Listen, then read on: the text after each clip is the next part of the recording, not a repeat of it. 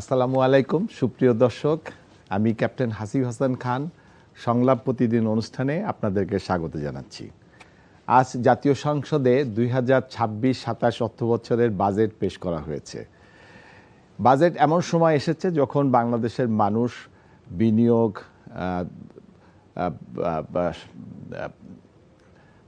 বিনিয়োগ, এবং বিভিন্ন বিষয় নিয়ে তারা আলোচনা চলছে।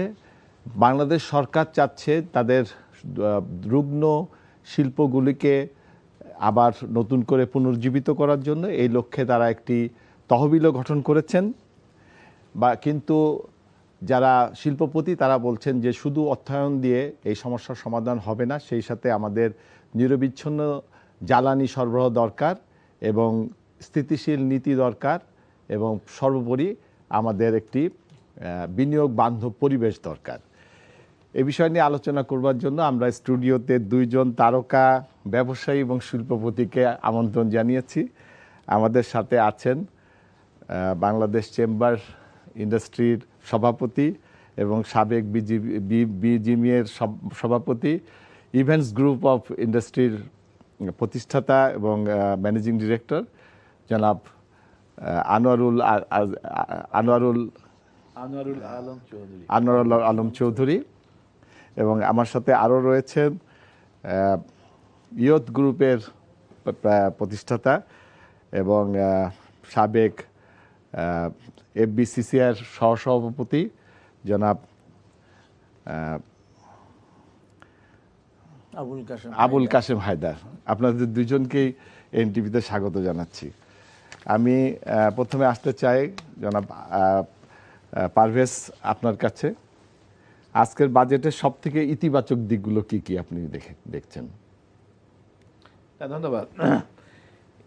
মানে ইতিবাচক বলতে সরকার সবসময় একটু প্রো বিজনেস, হ্যাঁ, ইন্ডাস্ট্রির দিকে সরকারের একটু মোর পজিটিভ। সেটা খালি বাজেট না, আমি আগেও দেখেছি যে সরকার আসার পর থেকেই আমরা ব্যাংকিং সেক্টরকে নিয়ে যেভাবে ব্যবসায়ীদের সাথে বসে পলিসি সাপোর্টগুলি দেওয়া, হ্যাঁ, সেগুলি খুব আন্তরিকতার সাথে কিন্তু সরকার করার চেষ্টা করেছে এবং সেই মানসিকতা কন্টিনিউয়াসলি আছে। আপনি জানেন যে ইভেন রুগ্ন শিল্প, যেটাতে আপনি শুরু করলেন, যে রুগ্ন শিল্প এবং যেগুলি বন্ধ হয়ে গেছে গত 2 বছর বা 5 বছর, তাদেরকে কীভাবে রিভাইভ করা যায় সেটার জন্য সরকারের ফান্ড একটি স্কিম নিয়েছে। 60,000 কোটি টাকার মধ্যে 20,000 কোটি 40,000 কোটি এটাকে ডিস্ট্রিবিউট করে যাতে ইন্ডাস্ট্রিগুলিকে সারভাইভ করা যায়। আবার নতুন 19,000 কোটি টাকার আবার স্কিম নিয়েছে যে কটেজ মাইক্রো স্মল ইন্ডাস্ট্রিগুলিকে ওদের ওয়ার্কিং ক্যাপিটালের সহায়তা করার জন্য, ডাইভার্সিফিকেশান, এক্সপোর্ট ডাইভার্সিফিকেশানের জন্য আবার 5,000 কোটি টাকা। এই যে জিনিসগুলি, এগুলি কিন্তু ক্লিয়ারলি ইন্ডিকেট করে যে সরকার ইজ এ ভেরি পজিটিভ। আর কোশ্চেনটা হলো যে কতটুকু সরকার পারবে। আর এত পজিটিভ থাকার পরেও দেখা যাচ্ছে যে প্রাইভেট সেক্টরের ক্রেডিট গ্রোথ কমে যাচ্ছে, 4.72% চলে আসছে। ওভারঅল 2025-26-এ দেখা যাচ্ছে যে বিবিএস এর যে রিপোর্ট, সেখানে ইন্ডাস্ট্রি সেক্টরে দেখা যাচ্ছে 22.48% ক্রেডিট গ্রোথ হয়েছে, জিডিপি গ্রোথ। এবং ম্যানুফ্যাকচারিং সেক্টরে দেখা যাচ্ছে 2.86% গ্রোথ হয়েছে, যেটা 3.71% ছিল আগে। সো এই যে জিনিসগুলি, আমি যেহেতু ম্যানুফ্যাকচারিং সেক্টরকে রিপ্রেজেন্ট করি, আমি এই জন্য আসলে ম্যানুফ্যাকচারিং সেক্টরটাকে একটু অ্যাড্রেস করার চেষ্টা করি। তারপরেও দেখা যাচ্ছে যে মানে কমতেছে কেন? প্রাইভেট সেক্টর ইন্টারেস্টেড হচ্ছে না, সরকারের এত পজিটিভ মাইন্ডসেট, তাই না? ইভেন বাজেট যদি আপনি দেখেন, বাজেটে আপনি দেখবেন যে সরকারের কতগুলি উদ্দেশ্য ইজ ভেরি ক্লিয়ার। সেটা হলো যে নতুন ফ্রিল্যান্সার যারা, তাদেরকে সাপোর্ট করা, নতুন এন্টারপ্রেনার স্টার্টআপ যারা, তাদেরকে ট্যাক্স হলিডে, এই ধরনের সাপোর্টগুলি দেওয়া, ফান্ডিং করা। তারপরে এই কীভাবে ডিরেগুলেট করা যায় সিস্টেমগুলি, যেমন ওয়ান স্টপ সার্ভিসে নতুন কেউ যদি ইন্ডাস্ট্রি করতে চায়, যে 17টা 18টা লাইসেন্স, এটা একটা টাইম শিডিউলের মধ্যে এনে দেওয়া। তারপর আরেকটা নতুন একটা জিনিস আমি দেখলাম যে এবার এই সরকার উত্থাপন করেছে, সেটা হলো ক্রিয়েটিভ ইকোনমি। হ্যাঁ, ক্রিয়েটিভ ইকোনমি, যেখানে আপনাদের মিডিয়া থেকে আরম্ভ করে সব সেক্টরে কিন্তু রয়ে গেছে। তা এই যে জায়গাগুলি, সেখানে 5 লক্ষ কর্মসংস্থান সৃষ্টি করা, এগুলি কিন্তু সরকারের পজিটিভ কিছু কিছু কিছু জিনিস। ইভেন এক্সপোর্টের ক্ষেত্রে দেখা যাচ্ছে যে বন্ড লাইসেন্স যেগুলি, সেগুলি রিনিউয়াল ক্ষেত্রে যাতে প্রতি বছর না করা লাগে, সেটাও কিন্তু সরকারের দৃষ্টিতে আসছে।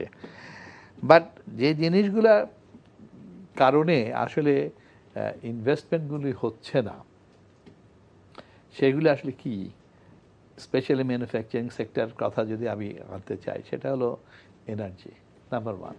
জি, এখন এনার্জি প্রাইস বেড়েছে, হ্যাঁ, গ্লোবালিও বেড়েছে, আমার দেশেও কিন্তু দেখা যাচ্ছে গ্যাসেরও প্রাইস বেড়ে দিচ্ছে, fuel cost is becoming high, আবার ওদিকে ইলেকট্রিসিটি কস্টও কিন্তু রিসেন্টলি আবার বাড়িয়ে দিয়েছে। আবার তার মধ্যে দেখা যাচ্ছে যে ইন্ডাস্ট্রি গ্যাস পাচ্ছে না।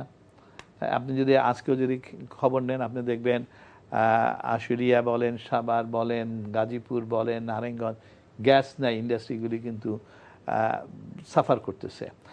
আজকে ইলেকট্রিসিটি নাই, গ্রামে গঞ্জে কটেজ মাইক্রো ইন্ডাস্ট্রিগুলি তারা কিন্তু সাফার করছে, তারা বন্ধ হয়ে যাচ্ছে। কিন্তু যে জিনিসগুলি আগে হতো না, যে সাধারণত দেখা যাচ্ছে যে কটেজ মাইক্রো ইন্ডাস্ট্রিতে যে ব্যাংক ফাইন্যান্স করতো, এবং তাদের কিন্তু প্রায় 90% রিপেমেন্টের ছিল, সাকসেস রেট ছিল।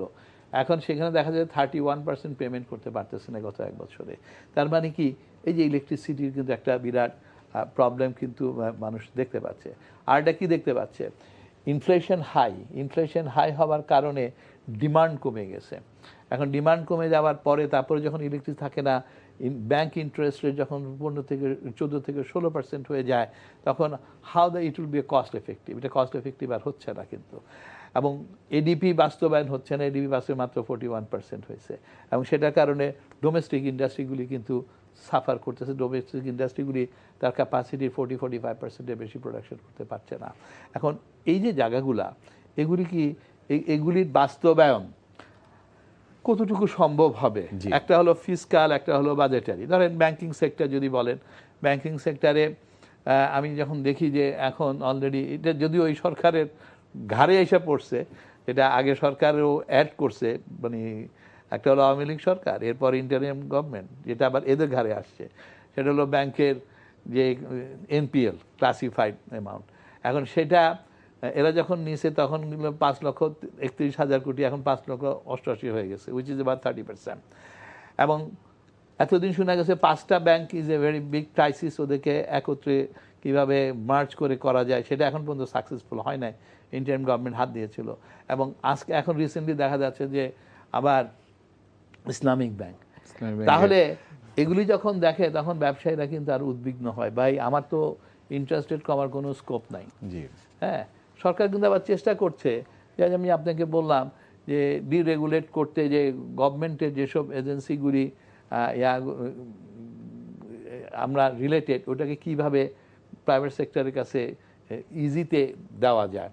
কিন্তু আবার আমাদের আধারণ যখন আমি দেখি যে পোর্টে কস্ট বাড়ায় দিছে, পোর্টে কস্ট কমাচ্ছে না, কমানো নিয়ে কোনো ডিসকাশন নাই, লজিস্টিকে কস্ট কমানোর কোনো ডিসকাশন নাই, তখন কিন্তু একটু উদ্বিগ্ন হয় কিন্তু, যে এগুলি তাহলে কিভাবে অ্যাড্রেস করবে। আবার যখন দেখা যায় বাজেটে যখন এনবিআর এর কালেকশন 6,04,000 কোটি টাকা করা হয়, এনবিআর এর কালেকশন, যেটা এই বছর 10 মাসে করেছে 3,28,000-27,000 কোটি টাকা।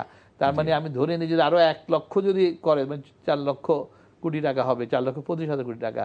আর সেটা যদি এখন 6,25,000, মানে 42%, যেখানে এনবিআর এর নেটই বাড়ে নাই, বাড়ানোর কোনো স্কোপ দেখছি না আমরা, সেখানে যখন আবার এই প্রেশারটা আসবে, আর এই প্রেশার যখন সামাল দিতে পারবে না, তখন ব্যাংক সেক্টরের থেকে 1,18,000 কোটি টাকা এখন যেমন নিচ্ছে, প্রভিশন করছে, এটা তো আরো বেড়ে যাবে। তখন কিন্তু মনে হয় যে there is something that government should more focus. আচ্ছা, আমরা একটু আবুল কাশেম সাহেব আপনার কাছে আসি। যেরকম ভাই বলছিলেন যে আসলে মূল সমস্যাটা অর্থায়নের আছে, কিন্তু তার থেকে বড় সমস্যা হলো আমাদের নিরবিচ্ছিন্ন জ্বালানি সমস্যাটা, আপনি কি তাই মনে করেন কিনা? জ্বালানি সমস্যাটা কি বড় সমস্যা? ধন্যবাদ আপনাকে। না, ভারত যে বলছেন এটা সত্য। জি। বাংলাদেশে ইন্ডাস্ট্রিয়াল গ্রোথ না হওয়ার পিছনে কারণ তো হলো মূল জ্বালানি। এখানে বিদ্যুৎ এবং গ্যাস এই দুইটাই বেশি। আমাদের হেভি ইন্ডাস্ট্রিগুলা সবগুলো কিন্তু গ্যাস ভিত্তিক। জি বিশেষ করে আমাদের টেক্সটাইল সেক্টর বলেন, টেক্সটাইলের স্পিনিং খাত বলেন, উইভিং খাত, ডাইং, ফিনিশিং, এটা 100% গ্যাস নির্ভর। তো এখন দেখা যায় এই গ্যাসের স্বল্পতা আজকে না, বিগত সরকার সময় ছিল, এই 16 বছরও আমরা জ্বালানির সমস্যায় ভুগছি। এবং জ্বালানি সমস্যা ভোগার সময়ও আমাদের যেখানে গ্যাসের দাম ছিল 13 টাকা, তখন শেখ হাসিনা একদিনে ওটাকে 30 টাকা করে দিলেন। এবং আমাদের ব্যবসায়ী বন্ধুরা খুব ভাবা দিলেন যে আফা আপনি গ্যাসের দাম বাড়ায় দেন, আমাদের কোনো অসুবিধা নেই। কিছু সামসা ব্যবসায়ী ছিল ওনার সাথে, তারা এক লাভে 30 টাকা করে দিল গ্যাসের দাম, যেখানে আমাদের ছিল 13 টাকা। কিন্তু আমরা কিন্তু গ্যাস পাইনি। এখনও দেখেন ঢাকা ময়মনসিংহ এলাকা, ঢাকা নারায়ণগঞ্জ এলাকা কিংবা ঢাকা টাঙ্গাইল এলাকা, যে সমস্ত হেভি ইন্ডাস্ট্রিগুলো আছে, এরা 60-70% প্রোডাকশান চালাতে পারে না গ্যাসের স্বল্পতার জন্য। তো এইটা মূল সমস্যা জ্বালানি আর বিদ্যুৎ। বিদ্যুৎ দেখেন, বিদ্যুতে হিউজ, বিগত সরকার 32,000 আপনার ক্যাপাসিটি বিল্ড আপ করছে বলে বলেছে, কিন্তু আমাদের দরকার হলো 8 থেকে 10,000, কিন্তু আমরা সেটাও পাইনি তখন। তো এখন এই মূল সমস্যায় কাজ করার চেষ্টা করছে বিগত সরকার, কিন্তু সাকসেসফুল সব ক্ষেত্রে হইতে পারে না। আজকে যে অর্থমন্ত্রী বলেছেন যে বিগত সরকার গ্যাস অনুসন্ধান এবং উত্তোলনে তারা কাজ করেননি। ও আচ্ছা, হ্যাঁ, ওটা ঠিক, ওটা ঠিক। যেমন মনে করেন আমরা সমুদ্র জয়লাভ করেছি, জি। এবং সমুদ্র জয়লাভের জন্য আমরা খুব আনন্দ উচ্ছ্বাস করেছি, কিন্তু সমুদ্র জয়লাভ হয়ে গেল, হাসিনা সরকার 17 বছর কাটালো, ইউনূস সরকার 17 মাস কাটালো, কিন্তু এই সমুদ্রে যে গ্যাস আছে আমাদের, তেল আছে আমাদের, এটা উত্তোলনে কোনো উদ্যোগ বিগত 20 বছরে নেওয়া হয়নি। এটা কেন নেওয়া হয়নি? এটা অনেকগুলো কারণ আছে। ভূ রাজনীতি একটা কারণ, আন্তর্জাতিক একটা কারণ, আর একটা কারণও ছিল সরকার কুইক প্রফিট করার জন্য চেষ্টা করছে। মনে করেন এখন এলএনজি ইম্পোর্ট করা, গ্যাস ইম্পোর্ট করা, তেল ইম্পোর্ট করলে কমিশন বাণিজ্যটা সহজে ক্যাশ পাওয়া যায়। তো এই বিগত সরকারের অ্যাক্টিভিটিসটা আমার কাছে মনে হয়েছে তারা এটাতে মনোযোগ দিয়েছে। কিন্তু পেট্রোবাংলা দেখেন, বাংলাদেশে গ্যাস আবিষ্কার করেছে কিন্তু পেট্রোবাংলা। সেই পেট্রোবাংলা দেখেন আজকে 20 বছর ধরে পেট্রোবাংলা একটা দুর্বল অর্গানাইজেশনে পরিণত হয়েছে। এখানে ভালো ভালো যারা ছিল, বিজ্ঞানীরা যারা ছিল, তারা সব দেশে বিদেশে চলে গেছে পেট্রোবাংলায়। পেট্রোবাংলায় কোনো প্রজেক্ট দেওয়া হয়নি, ফাইন্যান্স দেওয়া হয়নি, কূপ খননের জন্য বা গ্যাস অনুসন্ধানের জন্য প্রজেক্টও দেওয়া হয়নি। তার কারণে আমাদের গ্যাস উত্তোলন হয়নি। তো এই জন্য এই পর্যন্ত যতটুকু গ্যাস পাওয়া যায় সেটা কিন্তু ম্যাক্সিমাম তাদেরই ক্রেডিট। তো বিগত সরকার এই গ্যাস উত্তোলনের ক্ষেত্রে স্থলভাগে এবং সমুদ্রে কোনোটাই পদক্ষেপ গ্রহণ করেনি। তো এই সরকারকে এখন ধন্যবাদ জানাই। তো আর ইমিডিয়েটলি আমি ওদিন পত্রিকায় দেখলাম যে সমুদ্রে গ্যাস উত্তোলনের জন্য অলরেডি টেন্ডার কল করেছে এবং এটা প্রক্রিয়াধীন আছে। তা আমরা আশাবাদী যদি দেশে গ্যাস পাওয়া যায় তাহলে তো আমাদের জ্বালানির বড় একটা সমস্যা সমাধান হবে। তবে শুধু এটা কিন্তু করতে গেলে অনেক সময় লাগবে। তো এক বছর তো এটা হবে না, সময় লাগবে কিনা, এক সময় লাগবে, কিন্তু শুরুটা করতে হবে। আমরা একটু পারভেজ সাহেবের কাছে যাই। আমরা 1995 সালে ভোলায় গ্যাস পেয়েছি, এবং ভোলাতে আপনার 3টা গ্যাস ফিল্ড যখন পেয়েছি আমরা, তখন আমরা এই ভোলার গ্যাস ফিল্ডটাকে পাইপলাইন দিয়ে আমাদের ন্যাশনাল গ্রিডে না এনে আমরা এলএনজিতে গেছি। আপনি এটাকে কিভাবে দেখেন? না, ভোলার গ্যাস তো এলএনজিতে যায় নাই। না, আমরা এলএনজি আমদানি করেছি। ও হ্যাঁ, না এটা যেটা কাশেম ভাই বলতেছিল যে he was right to point out যে আগের যে সরকার, তাদের কিন্তু টার্গেটই ছিল ব্যবসা, নিজস্ব বেনিফিট গেইন করা আর কি। এবং যেহেতু তারা নিজস্ব বেনিফিটে গেছে, সেজন্য এলএনজিতে গেছে, সেজন্য আমাদের দেশে গ্যাসের যে এক্সপ্লোরেশন সেদিকেও অ্যাটেনশন দেওয়া হয়নি প্রপার। এবং আপনি কেন ভোলার কথা বলতেছেন, আপনি দেখেন খুলনাতে একটা পাওয়ার প্ল্যান্ট বসানো হয়েছে, অথচ ওর কোনো কানেকশন নাই কিন্তু। হ্যাঁ, এরকম প্রচুর পাওয়ার প্ল্যান্ট আছে। আপনি ময়মনসিংহে একটা পাওয়ার প্ল্যান্ট আছে 200 মেগাওয়াট, এবং সেখানে আপনি যতই গ্যাস দেন না কেন ও কিন্তু 50 মেগাওয়াটের বেশি ও ইয়া করতে পারে না, কি জানি বলে, সাপ্লাই দিতে পারে না, পাওয়ার সাপ্লাই দিতে পারে না। তাহলে এই যে জিনিসগুলি, এগুলি কিন্তু সব ব্যক্তি স্বার্থে কিন্তু বেনিফিটের জন্য করা হয়েছে, দেশের স্বার্থে না। কিন্তু আজকে দেখেন, আজকে ক্যাপাসিটি চার্জ অলরেডি বেড়ে কিন্তু 5 টাকা 12 পয়সা হয়ে গেছে গা, ক্যাপাসিটি চার্জই ইলেকট্রিসিটি পিডিবি বলতেছে। অথচ এটা কিন্তু 2021-22-এও এটা ছিল কিন্তু 2 টাকা 32 পয়সা। এখন এগুলি কেন হয়েছে? আপনি দেখবেন অনেক পাওয়ার প্ল্যান্ট এখানে এখন আছে যেগুলি ব্যবহার হচ্ছে না। আচ্ছা, আমার কি দরকার আছে এই 29,000-30,000 মেগাওয়াট পাওয়ার প্ল্যান্ট আমার ক্যাপাসিটি আছে এটা শোনার? আমার যা ক্ষমতা, আমার যদি রিকোয়ারমেন্ট 16-17 মেগাওয়াট থাকে, তো তার থেকে 30% অ্যাড কইরা যতটুকু আছে সেই ক্যাপাসিটি থাকুক। আমার এখানে দেখা যাচ্ছে যে ক্যাপাসিটি আছে, অথচ আমার এটা ইমব্যালেন্স হয়ে আছে, কিছু গ্যাস, কিছু এই ফুয়েল এর জন্য, হ্যাঁ, কিছু হলো এটা কি জানি বলে ডিজেল, কিছু আবার so but it was not balance. এবং দেন যে কানেক্টিভিটি, যে ডিস্ট্রিবিউশন লাইনও কিন্তু এনাফ নাই। সো এই যে জিনিসগুলো, এগুলি কিন্তু আমরা অ্যাড্রেস করতে পারছি না। আমি কেন কোল ইউজ করতেছি না আমার দেশে কোল থাকতে, and which is a 93% purified, এবং যেটা আজকে ওপেন পিট করলেও কোনো সমস্যা নাই। কিন্তু এই আনু মাহমুদের মতন লোকদেরকে পাশ কাটাই কিন্তু এগুলি কিন্তু করা যায়। হু আর দে? তারা কোনো ধারণাই নাই যে এখন অটোমেশন যুগে আজকে টেকনোলজি এত ডেভেলপ করছে যে উইদাউট ডিস্টার্বিং, এবং আপনি এগুলি কিন্তু ব্যবহার করতে পারেন। অথচ দেখা যায় এই সরকারও কিন্তু সেটা নিয়ে মাথা ঘামাচ্ছে না, এবং এটা কিন্তু দুঃখজনক। এটা কিন্তু দুঃখজনক। এরকম কথাও কিন্তু আসতেছে যে ব্যবসা তো চলতেছে, ওনারাও তো ব্যবসা করতেছে আগে সরকারের লোকের সাথে, এরকম কথা কিন্তু আসতেছে। Why will have to listen this kind of thing? আমার কোনো কথা শোনা দরকার নাই। আমাকে আপনি ইনভেস্টমেন্ট করাইছেন, আমাকে আপনি সাপোর্ট দিবেন। কোন সরকার বা সরকার তো, ব্যবসায়ীরা সব সরকারের, ব্যবসায়ীরা কোনো ইন্ডিভিজুয়াল কারো না। কিন্তু এখন সেই জিনিসটা আপনি আমাকে দিবেন। আপনি কেন ক্যাপাসিটি চার্জের নাম দিয়া আপনাদের ইনএফিসিয়েন্সি আমার ঘরে পাঠাচ্ছেন, আমাকে cost of doing business high করে দিচ্ছেন? আজকে আপনি কেন তাকাচ্ছেন না আপনার এখানে যে অর্গানাইজেশনগুলি রয়ে গেছে, BGMC, BTMC, Bangladesh food and beverage industry, কত, হ্যাঁ, কেমিক্যাল ইন্ডাস্ট্রি কর্পোরেশন, আপনারা সেখানে 82,000 কোটি টাকা আপনারা সাবসিডি দিচ্ছেন, ওগুলো সার্ভাইভ করেন কেন? কার ইন্টারেস্ট? কেন আপনি সেই কস্টটাকে কমানোর ধান্দা করতেছেন না? আজকে সেটা করলে তো আসলে সেটা ইকোনমিতে একটা বেনিফিট নিয়ে আসতে পারে। আজকে আপনি সেটা করতেছেন না। আপনার ফিনান্সিয়াল সেক্টরে এই যে ক্রাইসিস যে হচ্ছে, who is responsible for it? এটার জন্য কি ইন্ডাস্ট্রি উইল পে? জিজ্ঞাসা করলে এই 14-15% কথাটা চলে আসে। এনপিএল হাই, এই জন্য interest rate high. Inflation high, এই জন্য ইন্টারেস্ট রেট ইজ হাই। ভাই, আপনার ইনফ্লেশন হাই, তো এটা তো ইন্টারেস্ট রেট বাড়ানো, তো এটা this is only one factor. হ্যাঁ, আরও তো আপনার মেজার হচ্ছে। আপনি কি আগে এমপ্লয়মেন্ট ধরে রাখবেন, ইকোনমি, ইন্ডাস্ট্রি ধরে রাখবেন, না আপনি ইন্টারেস্ট রেট দিয়া ইন্ডাস্ট্রি বন্ধ করে দিবেন?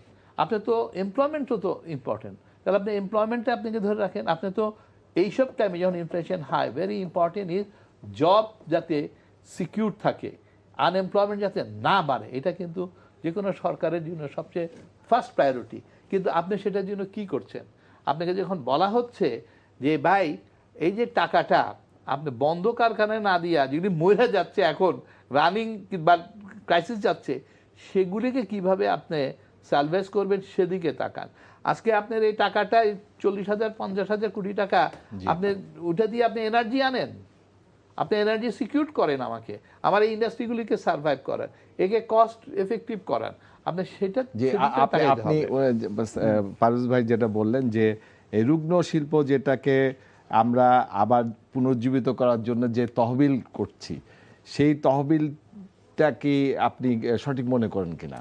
না, এটা একটা ভালো উদ্যোগ। আমি যেটাকে মনে করি, সরকার যে 20,000 কোটি টাকার একটা বরাদ্দ চিন্তা করছে যে রুগ্ন শিল্পগুলো, যেমন অনেক অনেকগুলো ইন্ডাস্ট্রি দেখেন, কারা পাবে? আমরা- এই টাকাটা আমরা কারা পাবে? ইন্ডাস্ট্রি দেখেন, অনেকগুলো ইন্ডাস্ট্রি দেখেন ওয়ার্কিং ক্যাপিটাল অভাবে বন্ধ হয়ে আছে। জি।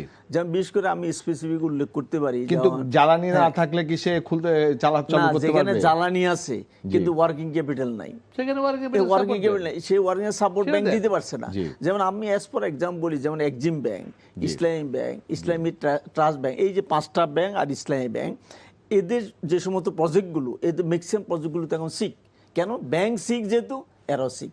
তাহলে এই প্রজেক্টগুলোকে যদি প্রোডাকশনে যাওয়া যায় তাহলে এখানে কর্মসংস্থান বাড়বে, এক্সপোর্ট বাড়বে, এইটাই উদ্যোগটা ভালো। তবে এখানে একটা কন্ডিশন দিয়েছে, ওই কন্ডিশনটা আমি দ্বিমত পোষণ করি।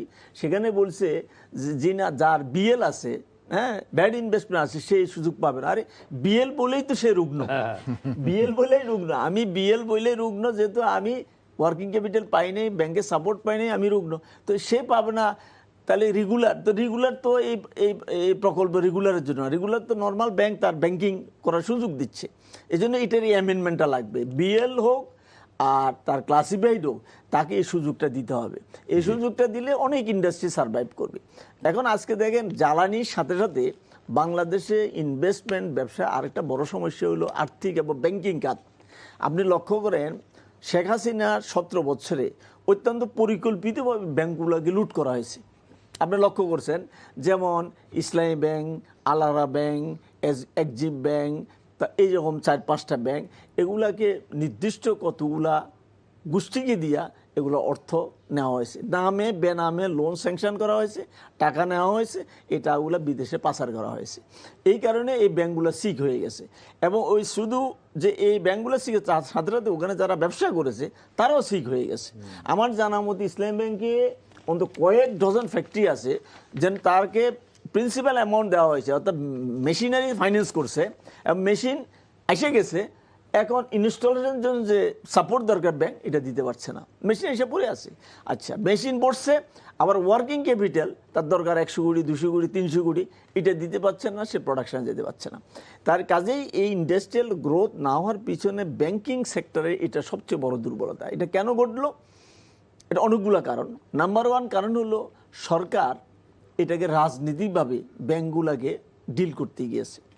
সরকার কতগুলো গোষ্ঠীর উপর এই ব্যাংকগুলোকে নির্ভরশীল হয়ে গেছে, এবং এই সমস্ত ব্যক্তিগুলো রাজনৈতিক সুবিধা পেয়ে এই ব্যাংকগুলোকে লুণ্ঠন করেছে, নিজের ব্যবসা বাড়ে। এখন দেখেন না, বাংলাদেশে উনি শ্রেষ্ঠ ধনী না, কিন্তু সিঙ্গাপুরের শ্রেষ্ঠ ধনী আছে বাংলাদেশ, 2টা বড় কোম্পানি।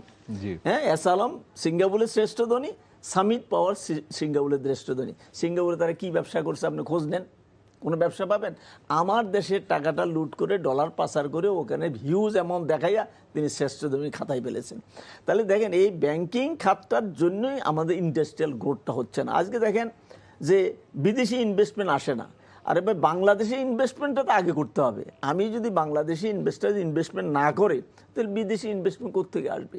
তো বিদেশি ইনভেস্টমেন্ট আসে না, বাংলাদেশি ইনভেস্টমেন্ট হয় না, বাংলাদেশি ইনভেস্টমেন্ট করতে পারছে না, ব্যাংকগুলোর সক্ষমতা নাই, ওয়ার্কিং ক্যাপিটাল দিতে পারছে না, মেশিনারির জন্য ফাইন্যান্স করতে পারছে না, এলসি করতে পারছে না। তো এই অবস্থাটা কেন সৃষ্টি হয়েছে? সৃষ্টি হয়েছে অনিয়ম এবং দুর্নীতির কারণে। আমরা ইসলামী ব্যাংক নিয়ে হ্যাঁ। বিতর্ক দেখছি সংসদে, এই বিষয়ে আপনার কাছ থেকে একটু জানতে চাই। দেখেন, এইগুলি বিতর্ক আমাদের শুনে কোনো লাভ নেই, বুঝছেন? জি। হ্যাঁ, আমার কথা হলো যে আমরা ইন্ডাস্ট্রি করছি, আমরা যারা ইন্ডাস্ট্রি করছি, ম্যানুফ্যাকচারিং সেক্টর হোক আর অন্য ব্যবসায়ী হোক, আমাদের যাতে ক্যাপাসিটি বিল্ড আপ হয়, আমরা যাতে কম্পিটিটিভ হই, সেটা কিন্তু সরকারের দেখার দায়িত্ব। কিন্তু এখন দেখেন, আজকে এই যে বাংলাদেশে ক্রেডিট রেটিং যখন খারাপ হয়ে যায়, ক্রেডিট রেটিং কিন্তু অলরেডি খারাপ হয়ে গেছে, তাতে আমাদের কিন্তু র ম্যাটেরিয়াল বাইরের থেকেই আনতে হয়। আমরা এক্সপোর্ট করলেও কিন্তু সেই বিদেশে কিন্তু বিদেশ থেকে কিন্তু ডলারগুলো আনতে হয়, তাই না, বাইরের থেকে। এখন বাংলাদেশের ক্রেডিট রেটিং যখন খারাপ হয়ে যায়, তখন কস্ট অফ ফান্ড কিন্তু হাই হয়ে যায়। এখন দেখেন, এই কস্ট অফ ফান্ড যখন হাই হয়ে যায়, তখন আমার র মেটেরিয়াল কস্ট হাই হয়ে যাচ্ছে এবং বাংলাদেশে তখন এই যে তেল থেকে আরম্ভ করে গ্যাস, সবই তো এমনি তো প্রাইস অনেক হাই হয়ে গেছে। ইরান যুদ্ধের কারণে এখন আমরা তো আনস্টেবল অবস্থা চলে গেছি। এখন সেখানে ওগুলোর কিন্তু কস্ট হাই হয়ে যাবে, এবং আগামীতে আমার এলসি নিবে কিনা, এখন সেটা কিন্তু ভয় লাগতেছে। আজকে 5টা ব্যাংক নিয়ে কথা ছিল, এখন 2-3 দিন ধরে শুনতেছি আবার ইসলামিক ব্যাংকও আসছে। Islamic bank one of the biggest bank ছিল একটা সময়, কিন্তু আপনি খেয়াল করেন, এবং সেখান থেকে সে পড়ে আবার সে দাঁড়াচ্ছিল, এখন তাকে আবার ফালানো হয়েছে। এখন ও যদি সত্যি ক্রাইসিসে পড়ে যায় তাহলে দেখা যাবে যে টোটাল এক ইসলামিক ব্যাংক 5 ব্যাংকের থেকে অনেক বড়। তার মানে ইট ইন্ডিকেটস অ্যাবাউট আমাদের 30-35% ব্যাংকিং সেক্টরে একটা ক্রাইসিস, বিগ ক্রাইসিস, এবং এই ইনফরমেশনটা আমাদের দেশের জন্য কিন্তু ভালো না। এবং আমাদের এলসি নিবে কিনা তখন কিন্তু এটা বড় একটা প্রশ্ন চলে আসবে। So we are scared. সরকারের কিন্তু এগুলি ইমিডিয়েটলি কিন্তু অ্যাড্রেস করা উচিত, যাতে করে এগুলি ডিসিপ্লিন থাকে। কারণ এই যে আজকে এলডিসি গ্রাজুয়েশনে আমরা কিন্তু পড়ে গেছি, আমরা ডেফার্ট যত করার চেষ্টা করি, হয়তো 2 বছর বা 3 বছর হবে, তাও হবে কিনা ডাউট। বাট আমাকে তো এখন থেকে প্রিপারেশন নিতে হবে। এখন আমার সক্ষমতা বাড়াইতে হবে। তার মধ্যে নাম্বার 1 কিন্তু ফিনান্সিয়াল সেক্টর, তারপরে হলো এনবিআর এর ক্যাপাসিটি বিল্ড আপ, তারপরে হলো আমার domestic industry competitiveness, domestic manufacturing industry. যদি আপনি ওটার কারণে ডোমেস্টিক ম্যানুফ্যাকচারিং ইন্ডাস্ট্রিগুলি কিন্তু বিরাট একটা কম্পিটিশন পড়বে, এক্সপোর্ট ইন্ডাস্ট্রিগুলি কম্পিটিশনে পড়বে, তখন 2 স্টেজ ডেরোগেশন আসবে। কারণ এক্সপোর্ট বলতেই আমি এখন গার্মেন্টসে বুঝাই, আমি এখন পর্যন্ত কিন্তু অন্য ডাইভার্সিফিকেশনে যেতে পারি নাই। হ্যাঁ, তো এখন আমার তো আরও অপরচুনিটি ক্রিয়েট করতে হবে, কারণ আমার কিন্তু এমপ্লয়মেন্ট স্টাক হয়ে গেছে। কারণ গার্মেন্টস সেক্টর আর গ্রোথ করলে কত করবে? 5%, 10% বেশি আর করবে না। এগ্রিকালচার সেক্টর স্টাক হয়ে গেছে। অথচ আমার কিন্তু এখন মেশিনারি ইন্ডাস্ট্রি যেতে হবে, লাইট ইঞ্জিনিয়ারিংয়ে যেতে হবে, এগ্রিকালচার মেশিনে যেতে হবে, এবং এগুলিতে আমার এমপ্লয়মেন্ট ক্রিয়েট হবে, ভ্যালু এডিশন হবে। আজকে আমাকে কিন্তু এই ফুড প্রসেসিংয়ে যেতে হবে। এই যে আইটি সেক্টর যেমন গভর্নমেন্ট এবার অনেক প্রায়োরিটি দিছে, কিন্তু সব কিছু নির্ভর করবে আমার পলিটিক্যাল স্ট্যাবিলিটির উপর, সব কিছু নির্ভর করে আমার সেফটি সিকিউরিটির উপর। আমরা একটু হায়দার স্যার আপনার কাছে যেতে চাই। আপনার আনোয়ার পারভেজ বলছিলেন যে ইসলামী ব্যাংক নিয়ে, আপনি কি ওনার সাথে একমত কিনা? ইসলামী না ব্যাংক না, সম্পূর্ণ একমত। শুনেন, আমরা তো ইসলামী ব্যাংকের ক্লায়েন্ট, এবং ইসলামী ব্যাংকের জন্মলগ্ন থেকে ইসলামী ব্যাংকের সাথে আমরা ব্যবসা করি। ইসলামী ব্যাংকের জন্ম, তার উত্থান সবকিছু আমাদের সামনে। আজকে দেখেন, বিগত আওয়ামী লীগ সরকার আমলে ইসলামী ব্যাংকটাকে 16 বছর ধরে অত্যন্ত সুপরিকল্পিতভাবে এটাকে ধ্বংস করে ফেলা হয়েছে, এবং এটা সমস্ত অর্থ দেশে বিদেশে পাচার হয়ে গেছে। তাও নির্দিষ্ট একটা গোষ্ঠীর মাধ্যমে এই কাজটা করেছে শেখ হাসিনা। প্রথমে এটার পরিকল্পনা ছিল ইসলামী ব্যাংকটাকে একদম বন্ধ করে দেওয়া, বিদেশি একটা শক্তির ইচ্ছা ছিল এটাকে বন্ধ করে দেওয়া, যার যে কোনো কারণে তখনকার অর্থমন্ত্রী এটা রাজি হন নাই। কিন্তু কৌশলে ইসলামী ব্যাংকটাকে কীভাবে সিক করে ফেলা যায়, এবং শুধু ইসলামী ব্যাংক না, ইসলামী ধারায় যতগুলো ব্যাংক আছে এই সবগুলা ব্যাংকে পরিকল্পিতভাবে সিক করা হয়েছে। আজকে দেখেন, ইসলামী ব্যাংক এশিয়ার মধ্যে শ্রেষ্ঠ ব্যাংক ছিল, আজকে না তো, দীর্ঘদিন ধরে তারা কন্ট্রিবিউশন করে আসছে। বিদেশি রিমিটেন্স আসার ক্ষেত্রে ইসলামী ব্যাংক হাইস্ট, এখনও হাইস্ট। তো এই ধরনের একটা মজবুত ব্যাংকে সিক করলো 17 বছর। ইউনূস গভর্নমেন্ট আইসা এটাকে উদ্ধার করার জন্য একটা পদক্ষেপ নিল। আমি দেখি এই 17 মাসে ইসলামী ব্যাংক অনেক রিগেইন করছে। যেখানে ইসলামী ব্যাংকে 5 লাখ টাকার একটা চেক দিলে অনার হতো না, এরপরে 5 কোটি টাকার চেক পর্যন্ত অনার করেছে ইসলামী ব্যাংক এই কিছুদিন আগ পর্যন্ত। তো এটা একটা ধারার মধ্যে আসছে। বাংলাদেশ ব্যাংক করছে কি, এটাকে বোর্ডটাকে ডিজলভ করে দিয়ে একটা নিউট্রাল বোর্ডে দিয়ে ইসলামী ব্যাংকটা পরিচালনা করেছে, এবং এই পরিচালনা করে 17 মাসে ইসলামী ব্যাংক গেইন করেছে, এবং ডিপোজিট তার বেড়েছে, ইনভেস্টমেন্টও বেড়েছে, এবং আস্তে আস্তে গ্রাহকদের মধ্যে আস্থার সৃষ্টি হয়েছে। কিন্তু দেখেন, ইদানিং এখন ইসলামী ব্যাংক নিয়ে রাস্তায় মিছিল, বিক্ষোভ, মানববন্ধন। এখন তো এইটা হওয়ার মানে কি হলো? এটা হওয়া মানে শুধু ইসলামী ব্যাংকের ক্ষতি না, তো টোটাল ব্যাংকিং সেক্টরে একটা আতঙ্ক সৃষ্টি হয়েছে। তা আসলে কি অবস্থা, এবং এটার এফেক্টটা বিদেশেও গেছে। ফরেন ইনভেস্টাররা প্রশ্ন করে, ডেইলি জানতে চায় যে তোমাদের ব্যাংকে কি অবস্থা। কাজে ইসলামী ব্যাংকের ইস্যুটা পুরো দেশের অর্থনীতির উপর ভয়ানক একটা নেগেটিভ প্রভাব পড়বে। কদিন আগে আপনি দেখেন, সংসদে ইসলামী ব্যাংক নিয়ে বিল উত্থাপন করছে বিরোধী দল। কেন ইসলামী ব্যাংক নিয়ে বিরোধী দল কেন সংসদে বিল উত্থাপন করতে হবে? কি প্রয়োজন? একটা আর্থিক খাতকে নিয়ে ব্যাংক এই সংসদে এই মূল্যবান সময় কোটি কোটি টাকা নষ্ট করার কোনো দরকার ছিল? এটা তো ম্যানেজমেন্ট ইস্যু। বাংলাদেশ ব্যাংক এবং ফাইন্যান্স মিনিস্ট্রি কীভাবে পরিচালনা করবে। যদি তোমার কোনো প্রশ্ন থাকে, কোনো কোয়ারিজ থাকে, সাজেশন থাকে, তুমি অর্থমন্ত্রীর সাথে কথা বলতে পারো। এখানে সংসদে উঠাইয়া 2 ঘন্টা ধরে বিতর্ক করে কি হলো? সরকারি দল এক কথা বললো, বিরোধী দল এক কথা বললো, এবং সামারি কি হলো? কোনো মীমাংসা নেই, কোনো কনক্লুশন নাই। এখন রাস্তায় আবার conclusion বিক্ষোভ একটা করতেছে। হয়েছে, তো এখন একটা পর্যবেক্ষক বসানো পর্যবেক্ষণ হয়েছে। তো সমাধান না, এটা আমার তার কি কথা হলো মানুষের পর্যবেক্ষণ যদি সমাধান একবার না। ব্যাংক জি, না, জি। কিন্তু ব্যাংকের সাকসেস নির্ভর করে ব্যাংকের উপরে ডিপোজিটরের কনফিডেন্সের উপর।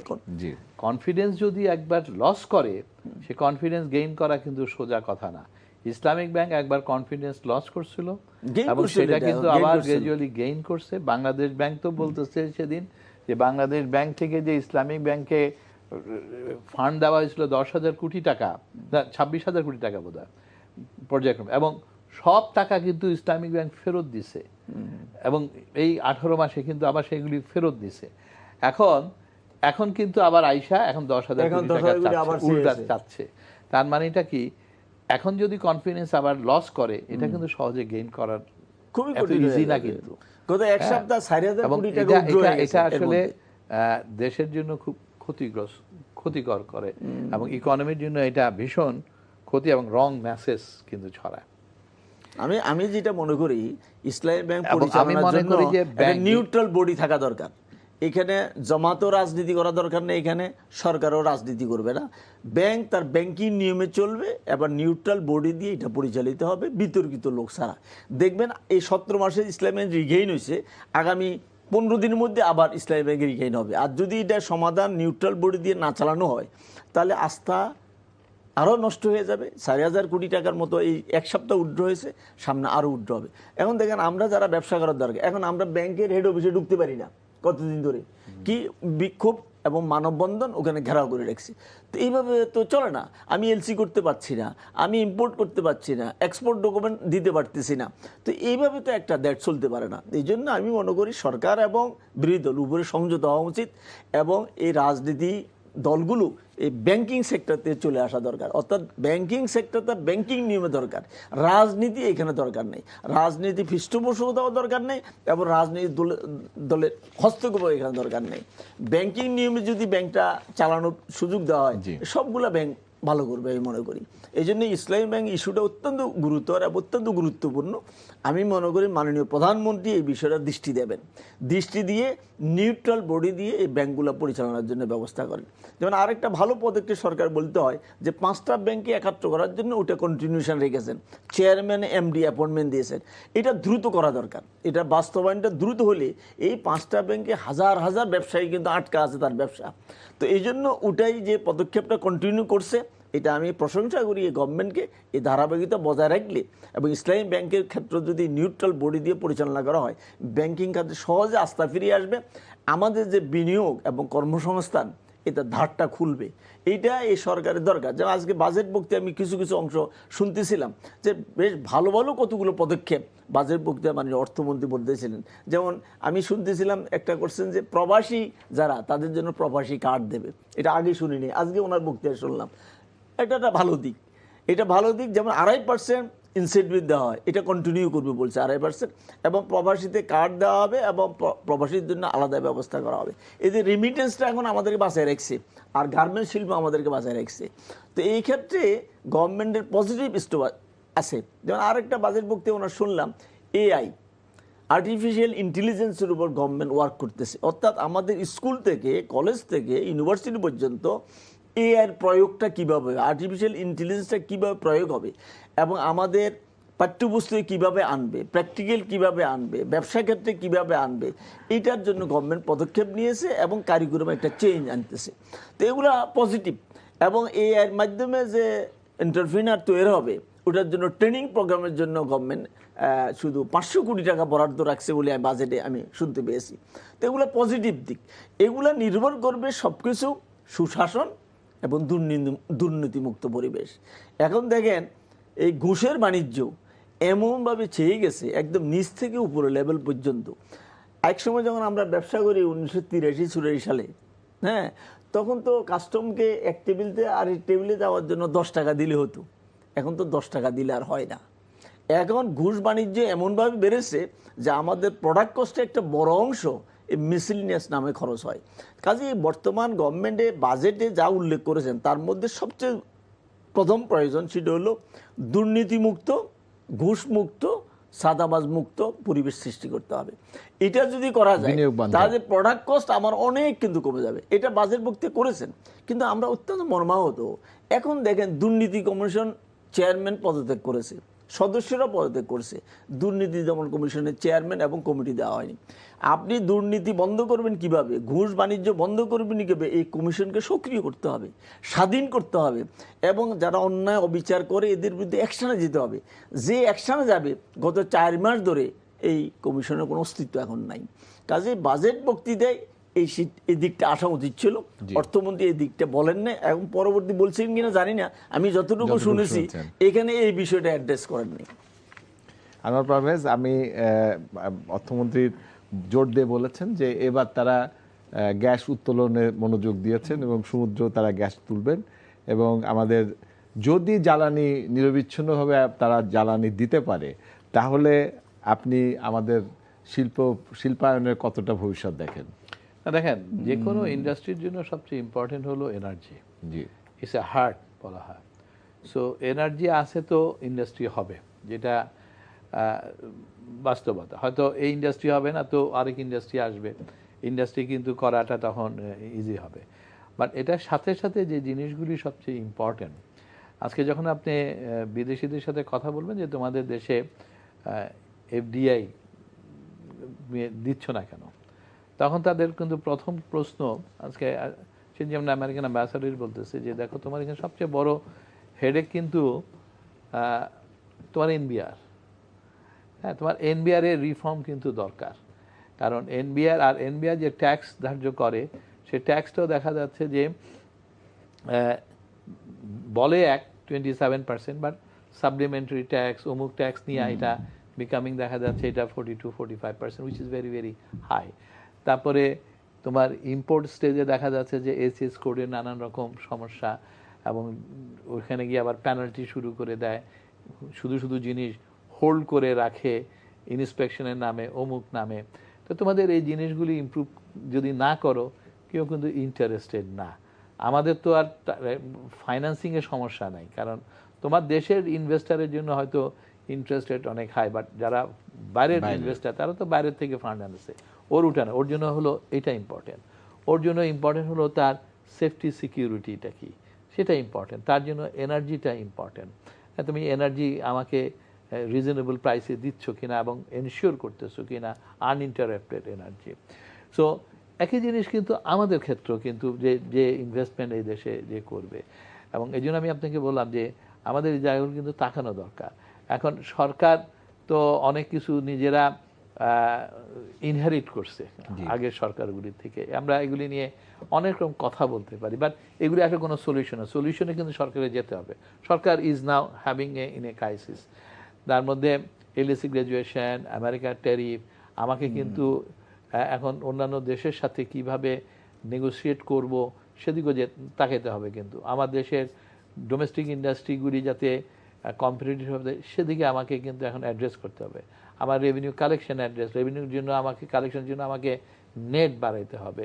ওদের রিফর্ম লাগবে, রিফর্ম যারা পলিসি মেকার এবং যারা করবে তাদের সেই রিফর্মটা ট্রান্সপারেন্ট হতে হবে এবং এফেক্টিভ হতে হবে। আমার গভর্নমেন্টের মধ্যে একটা সুশাসন কিন্তু আনতে হবে, এবং এগুলি যদি না হয় তাহলে ডিফিকাল্ট হবে। গভর্নমেন্ট এখন টাকা নাই, এখন গভর্নমেন্ট যে বাজেট করছে সে বাজেটে আসলে কতটুকু তারা সাকসেসফুল হবে, রেভিনিউ কালেকশন 6,05,000, এটা ডেফিনেটলি এটা পসিবল হবে না এখনের যে বাস্তবতা, সেইটাকে যদি আমি চিন্তা করি। আর সেটা যদি না হয়, এবং সে তো এমনি ব্যাংক বরং থেকে 1,16,000 কোটি টাকা, দেন আদার সোর্সের থেকে তারা 15,000 কোটি টাকা, এবং বিদেশ থেকে 1,18,000 কোটি টাকা। এখন বিদেশ থেকে এই পাবেন কিনা এটা কিন্তু অনেক রকম ডাউট, বিকজ গত সিজনে কিন্তু ফিনান্সিয়াল ইয়ারে কিন্তু গভর্নমেন্ট পায় নাই। তাহলে এখন যদি এগুলি যদি না পারে, তখন দেখা যাবে ব্যাংকের থেকে সরকার কিন্তু আরো নিতে হবে, নিলে তখন দেখা যাবে যে প্রাইভেট সেক্টর কিন্তু ফান্ডিংগুলি কিন্তু পাচ্ছে না। আমরা একটু হায়দার সাহেব আপনার কাছে একটু যাই। আমরা দেখছিলাম যে ভাই বলছিলেন যে আমাদের যদি নিরবিচ্ছিন্ন গ্যাস আমরা সাপ্লাই দিতে পারি তাহলে অবশ্যই আমাদের শিল্পায়ন হবে। তো আমাদের গ্যাস আছে বলে ভূতত্ত্ববিদরা দাবি করছেন, আমাদের দেশের ভূতত্ত্ববিদরা বারবার দাবি করছেন যে আমাদের দেশের প্রচুর পরিমাণ তেল গ্যাস আছে। এবং আমরা দেখছি যে আমাদের সমুদ্র বিজয় হয়েছে 2012 সালে। সমুদ্র বিজয়ের পরে আমরা আমাদের পাশের যেটা মায়ানমার, সেখান থেকে গ্যাস উত্তোলন হচ্ছে এবং পাইপলাইনের মধ্যে দিয়ে 2520 কিলোমিটার পাইপলাইন করে তারা চায়নায় নিয়ে যাচ্ছে সেখানে। আর তার পাশে রয়েছে ভারত সেখান থেকে গ্যাস তেল উঠাচ্ছে। মাঝখানে আমরা 10 বছর ধরে একটা কোম্পানিকে দিয়েছি, তারা বলেছে যে গ্যাস তেল নাই, কিন্তু তত্ত্বাবধায়ক সরকার এসে পিএসসিটা বদল করেছেন এবং সেই পরে এখন বর্তমান সরকার টেন্ডার ফ্লোটিং করেছেন 24শে মে। এবং আমরা দেখছি যে পৃথিবীর বড় বড় কোম্পানি যেরকম এক্সন মোবিল, সেভরন এবং আরও বড় বড় কোম্পানিগুলো ইতিমধ্যে তারা এখানে এই গ্যাস তেল উত্তোলনের প্রচেষ্টা করছে। এবং সরকার আজকে বাজেট বক্তৃতায় অর্থমন্ত্রী বলেছেন যে তারা গ্যাস তেল উত্তোলনে জোর দিচ্ছেন। তো গ্যাস তেল যদি উত্তোলন হয় তাহলে আমাদের ইপিজেডগুলো কি ধরনের সুবিধা পাবে বলে আপনি মনে করেন? শুনেন, এটা তো একটা দীর্ঘমেয়াদী পরিকল্পনা। জি, হঠাৎ জি। করে তো এখন এই যে টেন্ডার হলো, সমুদ্রে তেল পেয়ে যাবো, গ্যাস পেয়ে যাবো, জি, এটা জি। একদিনের ব্যাপার না, কয়েক বছর এটা সময় লাগবে। এই জন্য সরকারকে শর্ট টার্ম, মিডল টার্ম এবং লং টার্ম দুই ধরনের পরিকল্পনা নিতে হবে। এবং আজকে বাজেটও সেটা অর্থমন্ত্রী উল্লেখ করেছেন। এই সমুদ্রে গ্যাস এবং স্থলভাগে গ্যাস আবিষ্কার, এবং এটা হলো লং টার্ম প্ল্যান। এটা এখন যদি উদ্যোগ নেয়, যে টেন্ডার হয়েছে, এটা যদি দ্রুত কার্যকরী যায়, দেখা যায় তো অত 2-3 বছর পরে গিয়ে আমরা এটার কিছু রেজাল্ট পাবো। কিন্তু ইমিডিয়েটলি আমার ইন্ডাস্ট্রিগুলো বাঁচার জন্য আমাকে আমদানির উপর নির্ভর করতে হবে। আমাদের গ্যাস আমদানি, এলএমজি আমদানি, এটা অব্যাহত রাখতে হবে। এবং এটার মাধ্যমে যতটুকু ইন্ডাস্ট্রি আছে আমাদের, সেখানে গ্যাস সাপ্লাই ব্যবস্থা করতে হবে।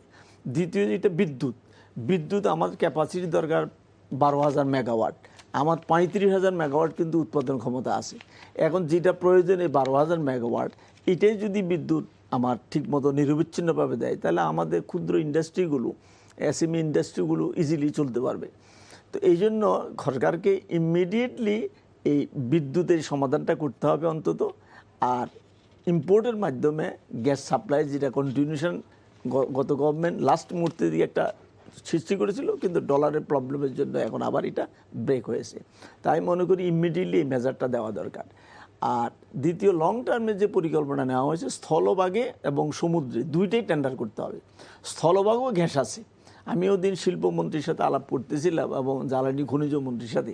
তা আমি ওনাকে একটা প্রস্তাব দিছি যে আমাদের সন্দ্বীপে গ্যাস আছে।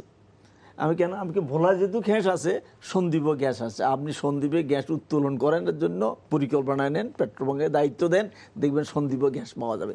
ঠিক এরকম স্থলভাবে বিভিন্ন জায়গায় আমাদের গ্যাস আছে। এটার জন্য গভর্নমেন্ট ইমিডিয়েটলি পেট্রোবাংলাকে সক্রিয় করে আমার মনে হয় এটা উত্তোলনের প্রক্রিয়া যেতে পারে। তাহলে আমরা যদি স্থলভাগ থেকেও গ্যাস পেয়ে যাই, সমুদ্র পেয়ে যাই, তাহলে 2-3 বছর পরে গিয়ে আমাদের ইন্ডাস্ট্রিয়াল গ্রোথের নমুনাটা আমরা দেখতে পাবো। কিন্তু এখন জরুরি ভিত্তিতে যেটা দরকার, আমরা যারা সিক হয়ে গেছি গ্যাসের অভাবে, বিদ্যুতের অভাবে, সেটাকে ঠিক রাখার জন্য এই জরুরি পদক্ষেপ গভর্নমেন্টকে বাজেট সহযোগিতা আমাদেরকে দিতে হবে। আর এটা দেওয়ার সাথে সাথে সবচেয়ে বড় সাপোর্ট হলো ব্যাংকিং সাপোর্টটা আমাদের লাগবে। আজকে ব্যাংকিং সাপোর্টের জন্য কিন্তু আমরা কিন্তু এই র মেটেরিয়াল ইম্পোর্ট করতে পারছি না, এলসি করতে পারছি না, হ্যাঁ, আমি ওয়ার্কিং ক্যাপিটাল পাচ্ছি না। তা আমার গ্যাস থাকলেও, বিদ্যুৎ থাকলেও যদি ব্যাংকিংয়ে সাপোর্ট আমি না পাই, তাহলে আমি প্রোডাকশানে যেতে পারবো না, এক্সপোর্টে যেতে পারবো না। তো এইটা গভর্নমেন্টকে অ্যাড্রেস করতে হবে। এই জন্য সবচেয়ে আরেকটা গুরুত্বপূর্ণ দরকার রাজনৈতিক স্থিতিশীলতা। এই ক্ষেত্রে আমি বিরোধী দলকে অনুরোধ করব, যখন তখন যে কোনো ইস্যুতে রাজনৈতিক কর্মসূচি দেওয়া উচিত না। কারণ এখন একটা নিরপেক্ষ ইলেকশনের মাধ্যমে গভর্নমেন্ট ফর্ম হয়েছে, অ্যাবসলিউট মেজরিটি দিয়ে বিএনপি ক্ষমতায় আসছে। বিরোধী দলও যারা কোনোদিন চিন্তাও করে নাই 20টা সিটের কথা, তারা 77টা সিট পেয়েছে। তো আমি বলি যে তারা আলহামদুলিল্লাহ পড়া উচিত, এবং বিরোধী দলের ভূমিকা যেভাবে পালন করা দরকার সেভাবে পালন করা উচিত। যখন তখন যে কোনো ইস্যুতে রাজনীতি ময়দানে প্রোগ্রাম দেওয়া, এইটা আমার মনে ঠিক না। বিশেষ করে আমি স্পেশালি ইসলামী ব্যাংকের কথা বলবো। কেন রাজপথে বিক্ষোভ করতে হবে, কেন মানববন্ধ করতে হবে? It should be stop. আমি অনুরোধ করি বিরোধী দলকে, যারা গ্রাহক ফোরাম নাম দিয়ে কাজটা করেন, আপনি এটা বন্ধ করেন। আপনি এটা বন্ধ করে গভর্নমেন্টের সাথে ডায়লগ করে, ম্যানেজমেন্টের ডায়লগ করে ব্যাংকটাকে ব্যাংকের মতো করে চালাতে দেন। তাহলে কিন্তু আমাদের গ্রাহকদের যে সমস্যা, এই সমস্যা দূর হয়ে যাবে, আস্থা ফিরে আসবে, আবার ইসলামী ব্যাংকটা ঘুরে দাঁড়াতে পারবে। আর ইসলামী ব্যাংক দাঁড়ানো মানে বাংলাদেশের অর্থনীতির 35% রিগেইন হওয়া। আমাদের যে অর্থনীতি ধস নামছে, এক ইসলামী ব্যাংকেই 35% উপরে অর্থনীতি রিগেইন করতে পারবে। এই জন্য সরকার এবং বিরোধী দল উভয়কে আন্ডারস্ট্যান্ডিং এবং সমঝোতা আসতে হবে। সমঝোতা আসতে হবে এই স্বার্থে যে ব্যাংকটা তার ব্যাংকের নিয়মিত চালাতে দেন। এখানে রাজনীতির চিন্তাভাবনা এনেন না, একে অপরের উপর দোষারোপ করে আমাদের ব্যবসায়ীদের ক্ষতিগ্রস্ত করবেন না, এটা আমি অনুরোধ করতে চাই। যে আনোয়ার পারভেজ ভাই, আপনার কাছে আসি।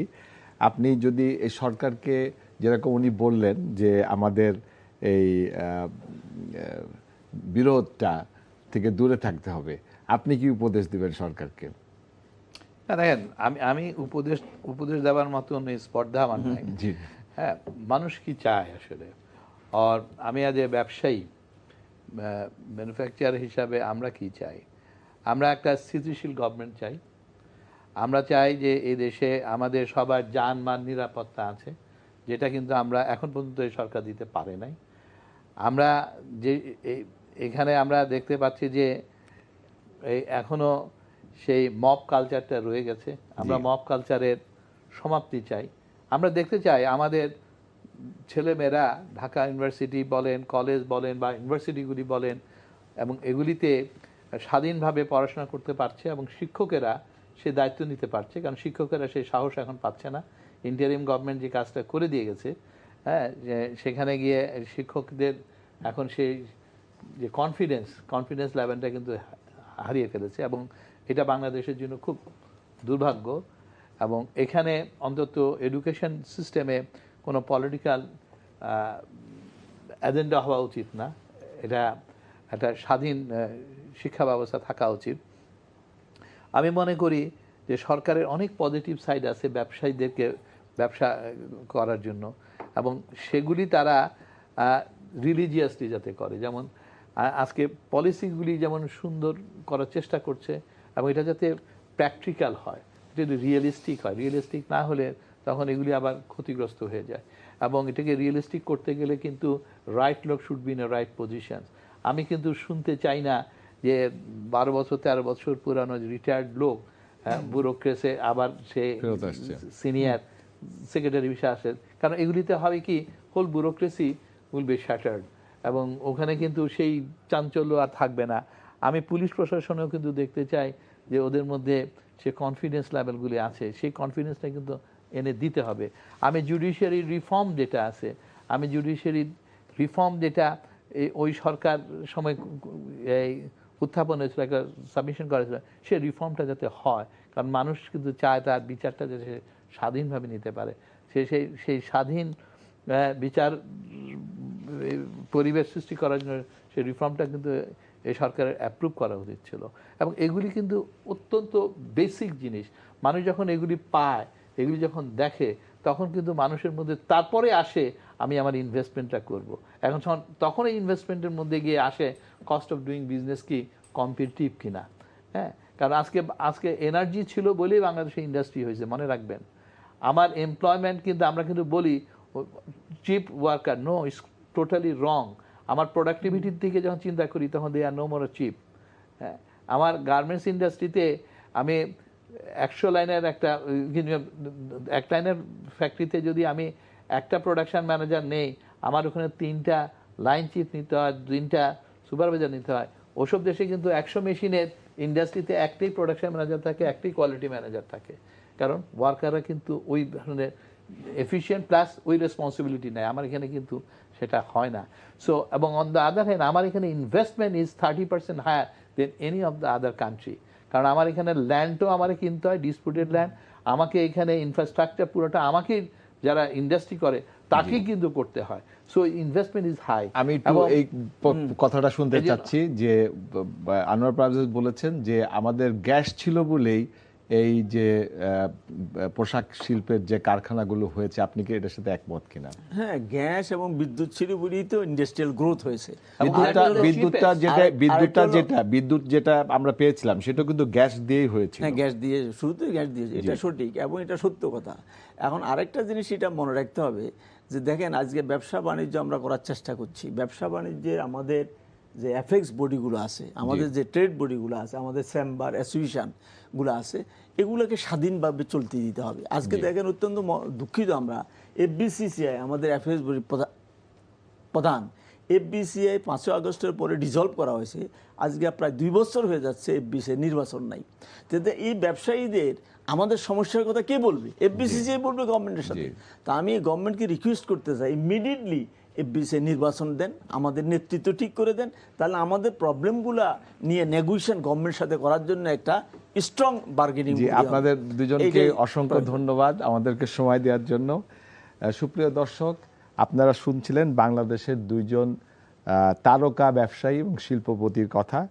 যে বিষয়গুলো এখানে পরিষ্কার হলো সেটা হলো যে আমাদের দেশে যদি শিল্পায়ন করতে হয়, তাহলে রুগ্ন শিল্পগুলোকে যদি পুনর্জীবিত করতে হয়, অর্থ আয়নই যথেষ্ট নয়, তার জন্য প্রয়োজন নিরবিচ্ছিন্ন জ্বালানি সাপ্লাই। এবং নিরবিচ্ছিন্ন জ্বালানি সাপ্লাই, যেরকম আনোয়ার পারভেজ সাহেব বললেন যে আমাদের শিল্প খাত যেটা এখন পর্যন্ত ডেভেলপ হয়েছে, এর অন্যতম কারণ ছিল আমাদের জ্বালানি এবং গ্যাস, এবং গ্যাসের মাধ্যমে আমরা যে বিদ্যুৎ উৎপাদন করেছিলাম সেটা দিয়েই আমাদের এই শিল্পায়ন হয়েছে। সুতরাং আমাদের দেশের যে জ্বালানি খাতটা রয়েছে, আমাদের যে গ্যাস রয়েছে, সেটাকে উত্তোলনের চেষ্টা করতে হবে, এবং এই গ্যাসটা উত্তোলন করে যদি আমরা বিচ্ছিন্নভাবে জ্বালানি সাপ্লাইটা দিতে পারি, তাহলে আমাদের শিল্পায়ন সম্ভব হবে। সুপ্রিয় দর্শক, আজকে আমরা এখানে শেষ করছি। আবার আপনাদের সামনে দেখা হবে আগামী পর্বে। ততদিন ভালো থাকবেন, সুস্থ থাকবেন, এনটিভির সাথেই থাকবেন। আসসালামু আলাইকুম।